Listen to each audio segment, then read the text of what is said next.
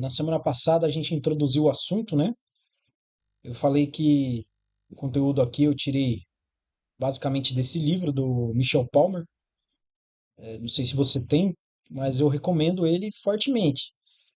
Principalmente pelo fato de que a linguagem é uma linguagem que não é técnica, né? Então não é algo enfadonho. Ele passa muito conteúdo de forma muito concisa e sem prolixidade. E eu acho que isso é o que torna o livro dele mais atraente para nós. Eu falei um pouco sobre o conceito de cosmovisão propriamente dito, expliquei que carrega uma gama de significados filosóficos, ou seja, uma única expressão, ela vai fazer com que nós venhamos. Boa noite, Gisele. Ela vai fazer com que nós venhamos a Boa pensar noite. em inúmeras outras coisas, né? No caso, eu trouxe essa definição do alemão, que é o Weltanschauung,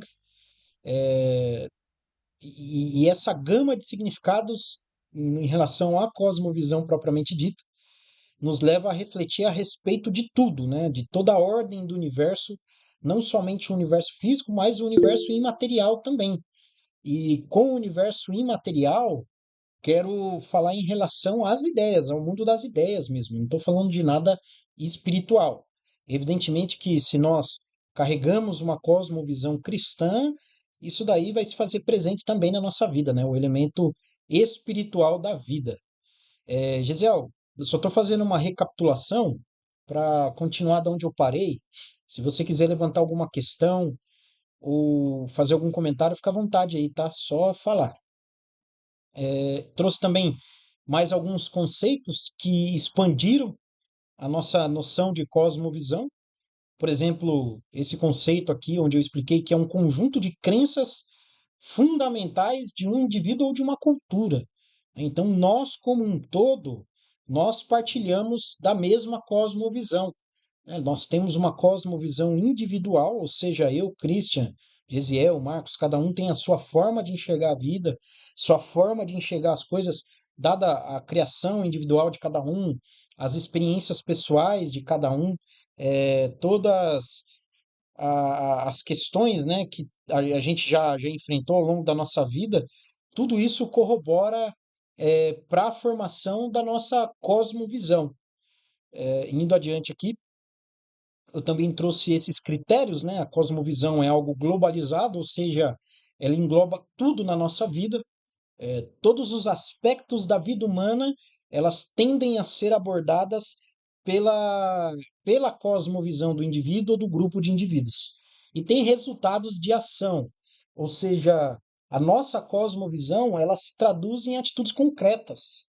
No caso, por exemplo, se nós somos a favor da defesa dos mais fracos, por exemplo, porque existiram certas sociedades e ainda existem, por exemplo, comunidades indígenas onde eles enterram, né, um bebê que nasce com determinadas deficiências ou se desfazem mesmo de crianças que vêm ao mundo com determinadas fragilidades. A cosmovisão cristã já não prega isso. Inclusive, tem um livro do Benjamin Scott, salvo engano, o título, agora me fugiu da memória o título, mas tem a ver com as catacumbas de Roma, isso é o nome do livro. E ele vai citar alguma evolução que o cristianismo trouxe para o mundo, como por exemplo, o cristianismo ele introduz a criança, a figura da criança, a figura do infanto, não como algo desprezível, fraco, inútil, mas como algo que deve ser protegido e valorizado. E da onde o cristianismo tira isso? Das escrituras, né? Da própria atitude de Cristo. Cristo ele foi o primeiro mestre que pegou uma criança, colocou ela no centro da roda de conversas e disse: Olha, se vocês querem entrar no reino dos céus, vocês têm que ser como essa criança. Né? Nenhum mestre havia feito tal coisa, nenhum mestre havia colocado uma criança como sendo o ponto de exemplo, né? Isso não se tem notícia em outras culturas, em outros ensinamentos. Jesus é o primeiro a introduzir isso e a cosmovisão cristã ela traz isso também, né? Inúmeras outras sociedades, cosmovisões, elas viam a criança como uma propriedade individual mesmo dos pais, ou da sociedade, ou da comunidade como um todo. Inclusive, houve comunidades em que, no caso, por exemplo, da Bíblia, né, as religiões cananeias que matavam as crianças, né, sacrificavam as crianças aos ídolos, no caso Moloque. Inclusive nesse livro, o Marcos, que você falou que já ouviu falar aí, né, As Catacumbas de Roma, o Benjamin Scott ele traz uma curiosidade muito interessante, né? Ele diz que esses batuques das religiões pagãs surgiram com o intuito de abafar os gritos das crianças que estavam sendo sacrificadas. Então, assim, nós, dentro dessa cosmovisão, retornando para o foco do assunto aqui, que valorizamos a figura da criança, nós defenderemos o mais fraco. E isso se traduz em ação, né? Por exemplo, uma criança que está sendo espreitada por um predador sexual. Não vou falar o termo para esse tipo de gente, por conta que depois eu vou postar no YouTube, né? E pode dar algum problema. A nossa tendência como homens, né? A sociedade como um todo, se nós tivermos a nossa mentalidade no lugar, não formos como esses bandos de maluco aí da ideologia de gênero, né? Da disforia de gênero, a tendência é defender essas crianças, é tirar eles da exposição do perigo e, se possível, até castigar o agressor, o abusador. Como no caso, por exemplo, daquele filme, o Som da Liberdade, onde a esquerda pirou, né? A esquerda ficou maluca com esse filme, inclusive tentaram boicotar ele. Foi um filme onde vários estúdios famosos se recusaram a passar o filme, né? Teve que ser, salvo engano, o Angel Studio, que é aquele do The Chosen, foi o único ali que se dispôs a fazer a produção, né, e colocar o filme para andar. Então vejam bem, né? A forma como nós pensamos, a forma como nós encaramos a nossa vida, como nós encaramos o mundo ao redor, vai se traduzir em ação. E isso daqui é uma característica da cosmovisão, beleza? As cosmovisões geralmente surgem da experiência e das narrativas que exemplificam e desenvolvem-se nessa experiência. Esse ponto aqui já é onde a gente tinha parado na semana passada, e é um ponto muito importante para a gente continuar a ascendência do nosso conhecimento aqui, a construção das nossas informações. É, Por que que eu estou dizendo, e o autor do livro também, o Michel Palmer, ele diz que as cosmovisões elas surgem da experiência. Inclusive, nos próximos tópicos eu vou tratar de uma forma mais pormenorizada a respeito disso. Geralmente, um indivíduo ou um grupo de indivíduos, eles vão passar por alguma experiência, seja ela traumática ou marcante mesmo, que vão dar origem a uma forma de pensar. E essas experiências, elas vão produzir narrativas, tá? Então, as cosmovisões, elas podem surgir das experiências propriamente ditas. Depois eu vou citar exemplos de experiências que dão início à cosmovisão, ou também de narrativas. Mas quando se surge de uma experiência, surge da experiência a narrativa, e é a narrativa que vai sustentar a cosmovisão. Dito isso, a título de introdução, eu vou passar para vocês os 6 elementos de uma cosmovisão. Bom, e isso daqui é um conceito importantíssimo para nós, tá? É algo assim que nós precisamos tratar de forma muito cuidadosa, porque são os elementos que, além de explicar, né, como funciona a cosmovisão, são elementos essenciais à perpetuação da cosmovisão. Na semana passada eu disse, por exemplo, que o cristianismo tem sido atacado, né, a cultura ocidental, a civilização ocidental, a cosmovisão cristã tem sido atacada, tem sido até mesmo diluída. A gente vê, por exemplo, igrejas evangélicas, igrejas católicas sendo alvo de ataques ideológicos. Por exemplo, alguns meses atrás eu vi um vídeo de um grupo de, acho que era mãe de santo, pai de santo, indo comungar numa igreja católica, né? A gente sabe, eu não sei se alguém de vocês já foi católico, mas dentro da doutrina católica não existe espaço para esse tipo de religião. Não tem como uma pessoa que se diz mãe de santo, pai de santo, comungar dentro do catolicismo. Tá? Isso daí já é um ponto pacificado dentro da Igreja Católica. Por exemplo, também a questão da maçonaria, né? A Igreja Católica já prediz que Maçonaria é excomunhão automática. Então, assim, eu estou citando a maçonaria, mas o foco seria mais essa questão dos pais de santo, mãe de santo, né? Que foram comungar nessa capela aí, nessa igreja católica. E o padre que permitiu isso certamente está em desacordo com a própria doutrina católica. Por que que eu estou citando isso como exemplo? Porque isso daí trata-se de um sincretismo religioso. E todo sincretismo religioso, como a gente vai ver aqui dentro desses 6 elementos da cosmovisão, vão fazer com que a cosmovisão em si ela seja diluída. E antes da gente prosseguir, eu quero ressaltar mais uma vez uma diferenciação, tá? Existe diferença entre civilização, cosmovisão e religião, tá? Por mais que esses 3 pontos podem andar em consonância, mas são pontos diferentes. Dentro de uma civilização pode haver diversas religiões diferentes. Mas geralmente, no caso da civilização ocidental, nós temos uma religião predominante. Inclusive, um dos pilares da nossa civilização é o cristianismo. É, E a nossa cosmovisão cristã é aquilo que também dá origem à nossa civilização. Entende? Então, a civilização ocidental, tendo como um dos seus pilares o cristianismo, é construída à base das diretrizes cristãs, tá? Então, a nossa sociedade ela é permeada de cristianismo, tá bom? Não há como se escapar disso. É por isso que entes como, por exemplo, a Escola de Frankfurt, lá o Herbert Marcuse, Theodor Adorno, esses expoentes da teoria crítica, o foco deles era minar a civilização ocidental. E como fazer isso? Minando os seus pilares, né? O direito romano, a filosofia grega e a religião cristã. E a gente vê que, além dos ataques à religião cristã, nós sofremos ataques também à nossa filosofia como um todo, ao nosso direito como um todo, entende? Então, a noção de justiça do Ocidente, ela tem sido atacada também, tá? Por exemplo, hoje nós vemos uma coisa muito forte no Brasil e em outros países também do Ocidente, a questão do banditismo, né? Você vê um policial agindo, às vezes, de uma forma até mais violenta com um bandido e boa parte da população fica do lado do bandido, começa a gravar a polícia, fala que vai denunciar, né? Isso daí é o sintoma de uma doença social, é o sintoma de um problema da nossa sociedade, beleza?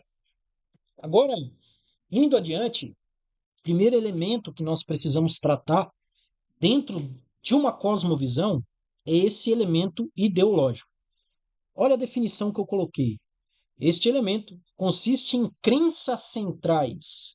Normalmente são expressas de maneira precisa e formal, como por exemplo, credos, proposições filosóficas e doutrinas. Repara que eu não estou falando que é exclusivamente religiosa, mas a cosmovisão em si, tendo esse elemento como um dos seus elementos principais, ela vai se traduzir nisso. Então, a cosmovisão, ela tem um elemento ideológico. No caso, por exemplo, o cristianismo.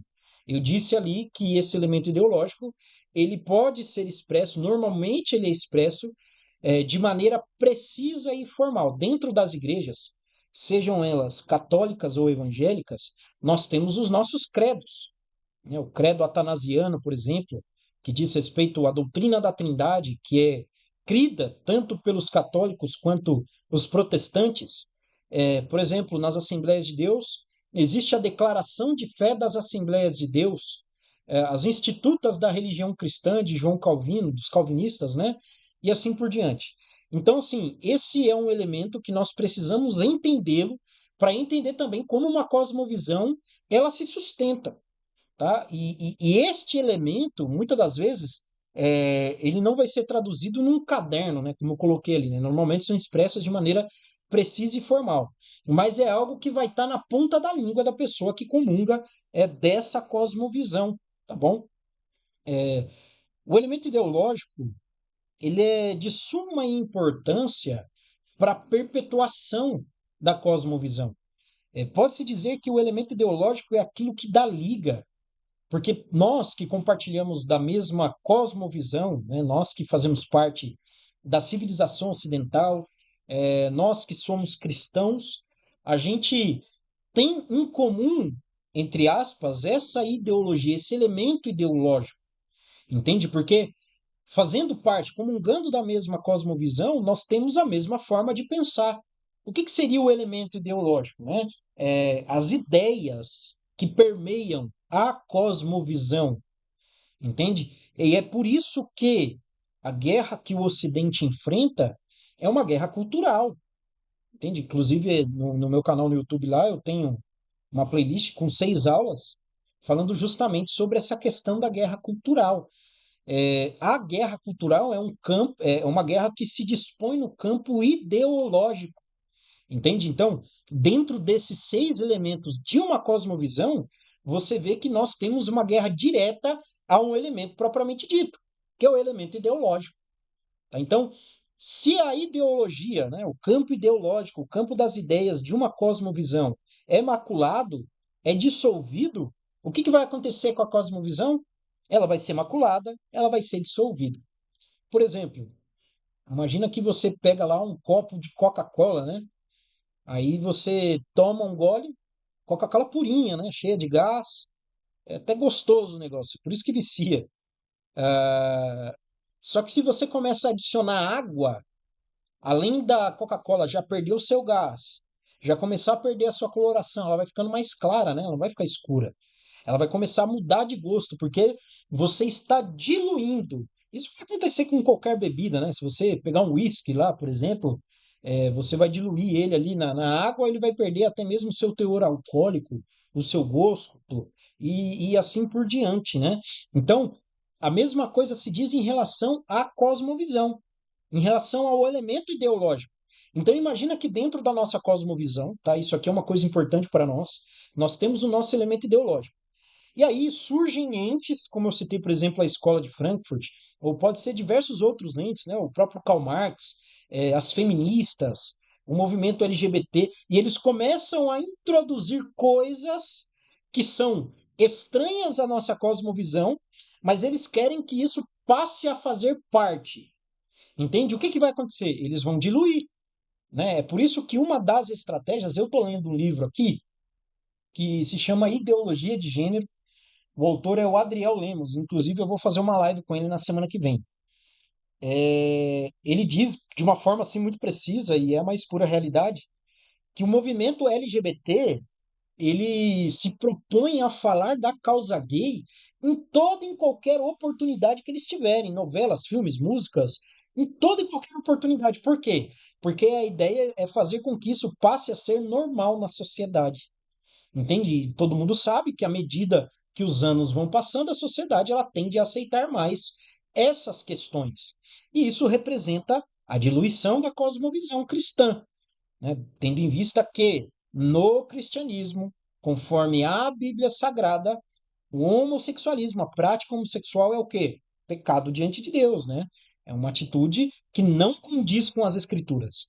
Aí esses entes ainda surgem e criam igrejas como a IBAB, por exemplo, a Igreja Batista da Água Branca, a igreja lá, Cidade Refúgio, da Lana Holder, a IBAB é de René Kivitz, igrejas essas que pregam, por exemplo, que a união entre pessoas do mesmo sexo não é pecado. Entende? Então veja bem como esse elemento ideológico é uma coisa muito séria e que deve ser considerada por nós. Entende? Isso nos ajuda a entender, tá? Partindo para o próximo ponto, o que é o elemento narrativo, que também é um elemento importantíssimo para a nossa cosmovisão, tendo em vista que uma cosmovisão que não tem esses elementos é uma cosmovisão que não se perpetua. E cosmovisão só é cosmovisão se for passada de geração em geração, beleza? Este elemento reconta certos eventos significativos da história daqueles que mantêm a cosmovisão. Esses eventos podem ser expressos em escritos sagrados, no caso a Bíblia, mitos, contos históricos, histórias, lendas, pinturas e até hinos. Dentro da cosmovisão cristã, nós temos tudo isso. Peraí que tem gente mandando mensagem.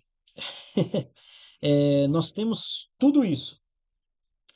Qual que é a grande questão? O elemento narrativo, como eu disse, ele é de suma importância para a perpetuação da cosmovisão. O elemento narrativo, eu vou tentar criar uma figura aqui para vocês entenderem do que se trata, né?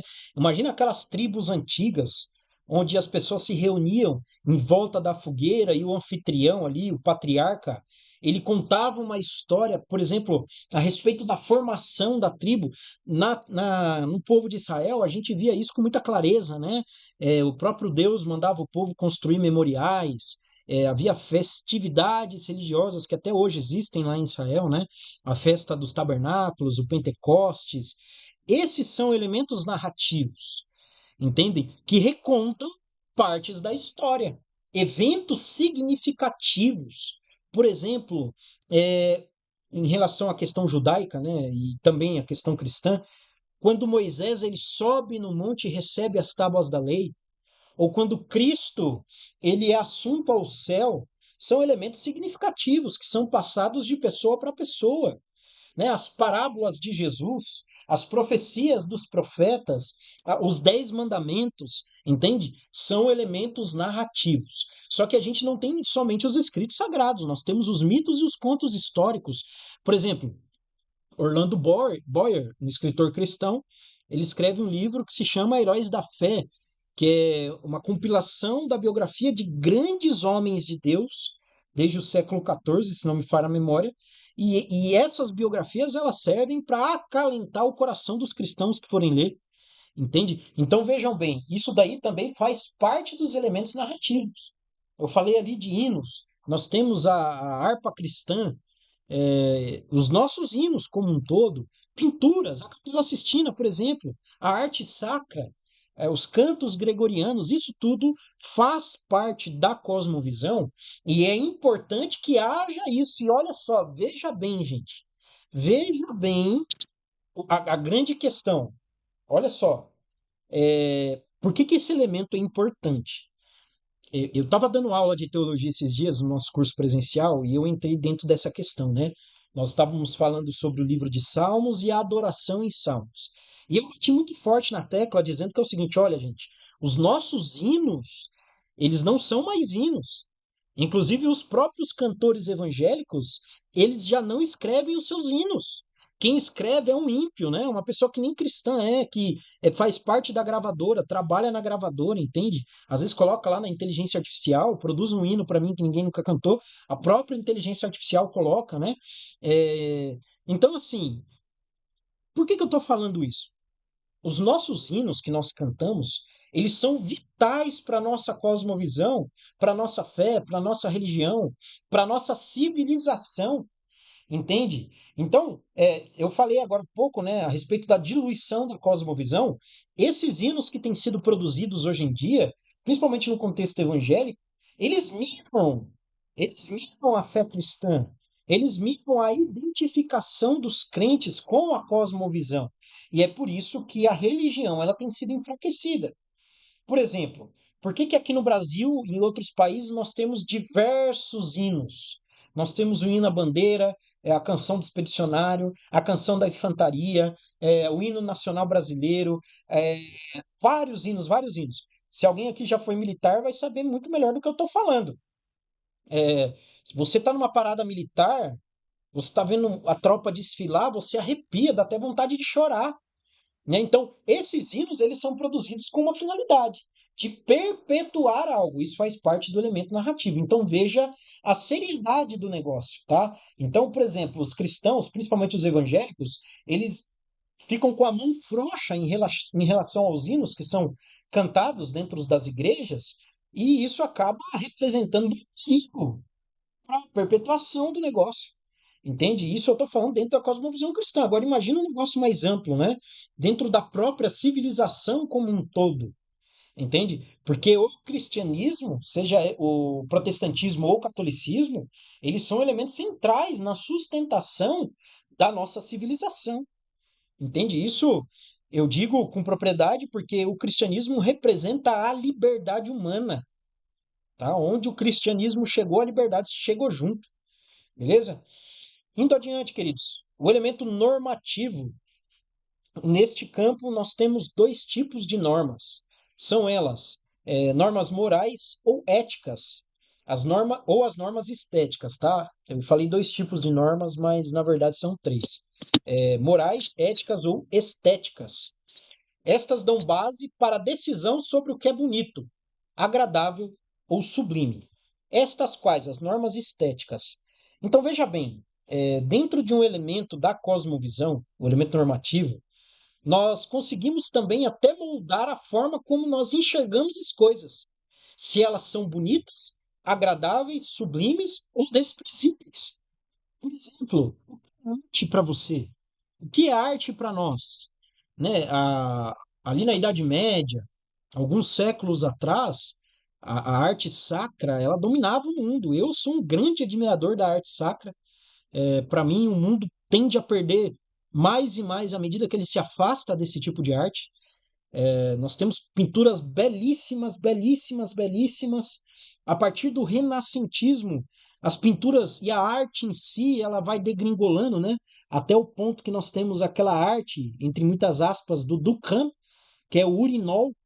Se você colocar aí no Google, aí no seu computador, no celular, você vai ver. É um urinol, é um pinico lá que o cara expôs num local e o pessoal vai lá tirar foto. Olha que coisa mais linda, um urinol. Então, olha o que se tornou a arte hoje, até o ponto em que nós chegamos no MAM. Lembra do MAM, aquela exposição no MAM, Museu de Arte, salvo engano, eu acho que é isso que significa, né? Museu de Arte da América Latina. Aquela exposição também do Santander, onde tinha homens nus. Esse tipo de situação, olha só, o rumo que a chamada arte tomou. Entende? Então, aquilo que o ser humano considera belo hoje, na verdade, é extremamente desprezível. O funk, as roupas das mulheres de hoje em dia, que são roupas cada vez mais depravadas, não? Até mesmo também a roupa masculina, nem se fale, né? Que desvaloriza a masculinidade, entende? Isso daí é uma coisa muito complicada de se falar, né? Inclusive também porque é a cultura de hoje dominante. Inclusive, quando se fala isso, até mesmo dentro das igrejas, você tende a ser crucificado, né? Mas enfim, além das normas estéticas, nós temos as normas éticas e as normas morais. Ou seja, há 50 anos atrás, quando se falava em adultério, era até crime, né? Às vezes o homem tinha que pagar até uma multa ali, ou a mulher que cometesse adultério. Hoje, o que a gente mais vê é música que fala que não. Né? Tem até música que fala, ó, é melhor ser amante do que ser esposa, porque a esposa trabalha duro e a amante aproveita o dinheiro. Então veja que horror, entende? A moralidade dentro do quesito normativo, ela tem sido rompida. E é o elemento que tem mais sido atacado, que mais tem sido atacado dentro dos seis elementos, entende? Então, a moralidade da civilização, da religião cristã, da cosmovisão, tem sido diluída, atacada e colocada em ruínas abaixo, beleza? Então, veja só, quando a gente separa a cosmovisão em campos, a gente consegue observar de uma forma muito mais precisa os ataques que nós temos sofrido. Entende? Os ataques que a nossa cosmovisão tem sofrido, e assim a gente consegue ver com melhores olhos, né, a seriedade do negócio. Então vejam bem, a conduta correta há 40 anos atrás seria um homem dar a sua vida pela mulher. O que a gente vê hoje, né, principalmente em memes na internet. Acontece um assalto, o cara sai correndo, larga a mulher dele lá, né? O cara tá apanhando, chega a mulher para defender ele e bate no cara, entende? Homens feminilizados, pessoas que defendem bandidos, como eu já falei, atitudes ali ridículas, como a trapaça, coisas que ao longo do tempo tem se tornado cada vez mais comum, tal jeitinho brasileiro, né, que é a safadeza pura. Isso daí é uma coisa muito complicada, porque tem sido cada vez mais aceito e a tendência é que seja mais e mais aceito. Mas vamos lá. O elemento ritualístico, que é um ato cerimonial, executado periodicamente em ocasiões especiais. Isto não precisa ser necessariamente religioso, mas atos como feriados ou festas nacionais demonstram isso também. Dentro do cristianismo, nós temos a Eucaristia ou a Ceia do Senhor, né? Um ato realizado periodicamente e que rememora um acontecimento muito importante. Por exemplo, Nas Assembleias de Deus, a ceia acontece uma vez ao mês. Existem outras igrejas evangélicas que celebram a ceia do Senhor uma vez por ano. Então veja só, o elemento ritualístico também é extremamente importante e também tem sido atacado, tá? Eu citei aquele caso lá do pessoal do Candomblé, eu acho, que foi comungar dentro da Igreja Católica, né? Então, os próprios padres, né, boa parte dos sacerdotes do catolicismo estão perdendo o elemento sacramental. Então, estão deixando o ritual ser diluído também. Da mesma forma, também os cristãos evangélicos. Entende? Nós vemos hoje que já não há temor, né? A Clarizinha está aí, ela sabe dizer muito melhor, né? Tem muito mais tempo de crente do que a gente. Antigamente o pessoal tinha muito mais medo de participar da ceia em pecado, obrigado com alguém. Hoje em dia, até em adultério, o pessoal está participando da ceia e que se dane, né? Não tem mais o que se falar. Mas a gente não tem somente esses elementos religiosos. A gente pode falar das paradas estatais, entre aspas, né, estatais. O 7 de setembro, por exemplo, ou o 15 de novembro, que vai acontecer agora, o dia da proclamação da República, o grande golpe da nossa nação, entre outras coisas também, que serve para criar homogeneidade dentro da cosmovisão. Gente, entenda o seguinte: sem esses elementos, não existe cosmovisão. Não tem como se falar em cosmovisão sem esses elementos aqui. Então é importante que nós venhamos a entender cada um deles e gravar cada um deles para a gente ver, né? Como eu falei, quando a gente divide o negócio, fica mais fácil de entender. Tá? E esses são elementos essenciais à cosmovisão cristã. É lógico que eu estou dando um resumo do resumo. Se você quiser ver um negócio mais detalhado, compre o livro ou baixa ele em PDF do Michel Palmer, Panorama do Pensamento Cristão. Vamos lá. O elemento experiencial, ou seja, a experiência, diz respeito ao modo como alguém se dá conta vivamente das verdades expressadas nas crenças centrais. O que isso significa? Quando as crenças da cosmovisão, tá? Porque é cosmovisão, religiosa ou não, ela também tem crenças, tá? Como eu falei lá do caso lá dos credos, proposições filosóficas e doutrinas. E essas crenças, elas se traduzem na sua realidade de vida. As crenças, eu até deixei grifado, já não parecem abstratas e distantes, ou seja, não está só no papel, está na minha vida. Um exemplo religioso é a vocação de Moisés e a experiência do Êxodo. Já um exemplo secular seria uma guerra de independência, ou um evento trágico como a queda de algo, ou um movimento, ou instituição. Entenda bem, em relação à experiência, né? Tem experiências que aquela pessoa que comunga, que faz parte da cosmovisão, vai ter com a cosmovisão, com a religião, com a civilização, tá?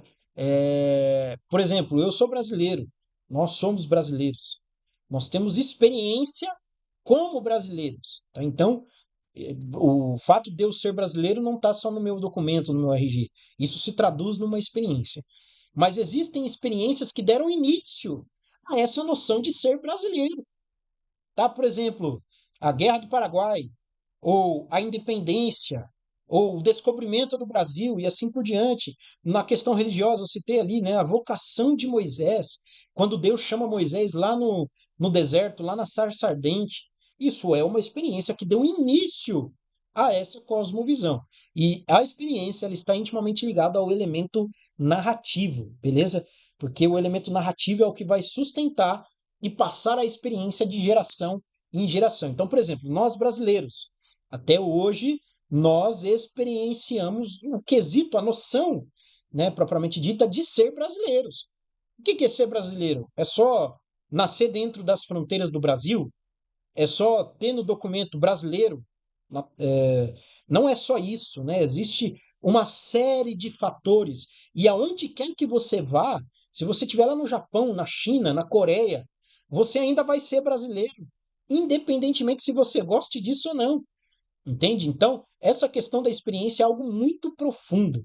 Tá? E todos nós, por exemplo, eu estou falando de brasileiros, mas a gente pode expandir mais, sul-americanos, latino-americanos, americanos como um todo, ou no caso ocidentais, nós temos parcelas de experiências comungadas, tá? Por exemplo, como eu já falei, né, dentro do Ocidente, a nossa civilização foi construída pelo cristianismo. E você vê América do Sul, América do Norte, América Central, Europa, todos nós comungamos praticamente da mesma fé, sejam católicos ou evangélicos. Entendem? Então, isso é uma particularidade da cosmovisão. Então, o elemento experiencial também é muito importante e tem sido atacado. Por exemplo, ano que vem, 2025, acho que em março, vai estrear uma série, salvo engano, Netflix, onde um drag queen vai recontar a história de heróis brasileiros. E lógico que vai contar de acordo com a perspectiva corrente hoje. Entende? Então, por exemplo, a esquerda ela tende a reescrever a história. E se você reescreve a história, você pode apagar o que você quiser. Consequentemente, você está destruindo o elemento experiencial. Por exemplo, o Ed Renekiewicz, que quer reescrever a Bíblia, diz respeito diretamente a isso, queridos. O elemento ideológico ou o elemento experiencial. Beleza? Por exemplo, dentro da Igreja Católica existe ali a teologia da libertação.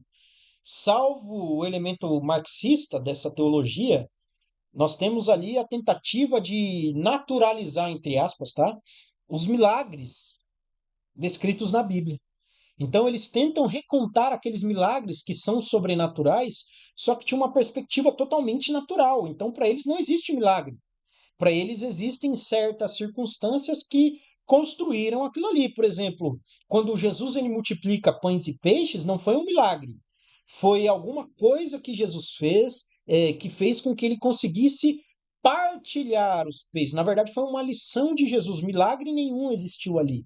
Entendem? Então vejam a seriedade do negócio. E o último elemento, que é o elemento social, diz respeito às crenças centrais de uma cosmovisão, e essas crenças elas iriam evaporar, ou seja, elas iriam embora, se não fizessem parte de uma situação social, pois ela fornece o elemento social, né, essa situação social, ela fornece as estruturas organizacionais e outros meios que permitem que as crenças sejam perpetuadas de uma geração para outra.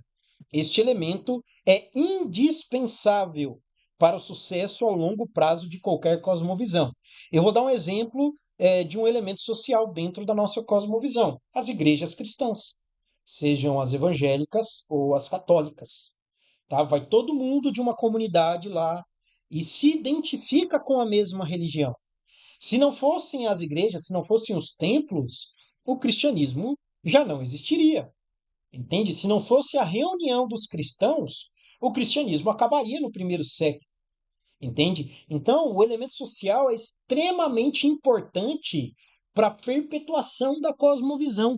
É a forma como nós nos identificamos dentro da cosmovisão.